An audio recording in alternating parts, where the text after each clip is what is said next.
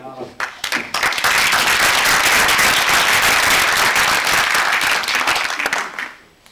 Signore, io ho capito. Quello non dice la chiave della mascatura, che poi sarebbe la chiave reale. Qui ho fatto come se fosse un corrispettivo di assistenza sociale fra la chiave vera e la chiave non vera, che poi sarebbe quella vera. Succede a un certo punto che fra marito e moglie viene quella scoccianteria, uno dice sì, ma tu puoi sapere la verità, ma veramente? E questo dipende da tanti motivi, sì. Non poco perché è te vega oggi, è te vega rimane, è te vega troppo rimane. Io mi scedo e te vega. Tu ti scegli e mi vedi, e ci vedremo a Natale, e ci vedremo a pace. Viene quell'abbondanza di sazietà che poi finisce che fa schifo. Sì, viene anche quel bene che non è più quello di prima, più sostanzioso. Ma la donna non lo capisce, sì. Ah, la femmina danno sempre la capa a pazziare, ma sempre spariamo.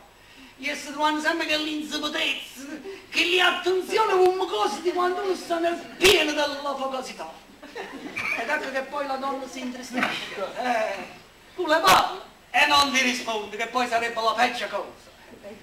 Mia moglie pure faceva lo stesso. Ma io la facevo parlare perché le volevo bene.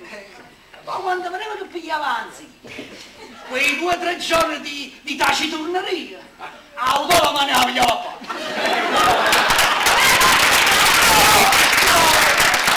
E poi mi sa studiare mazzato, ma parlava. Povera donna. Mi ricordo che quando la buscava si veniva a rifugiare nelle mie braccia e mi baciava le mani e mi bagnava di lacrime e del sangue che le scorreva da me. Signor, voi per esempio ha visto la buscata? Mi faceva bene, sì. Lasciassi qualcosa di sangue pazzo e poi mi volessimo bene giù e via. Basta signor, io me ne scendo. Se avete bisogno di me chiamatemi, lo sapete, non mi risparmiate, con tutto che oggi non mi sento bene. Io vado bene solo d'estate, ma d'inverno, mamma mia.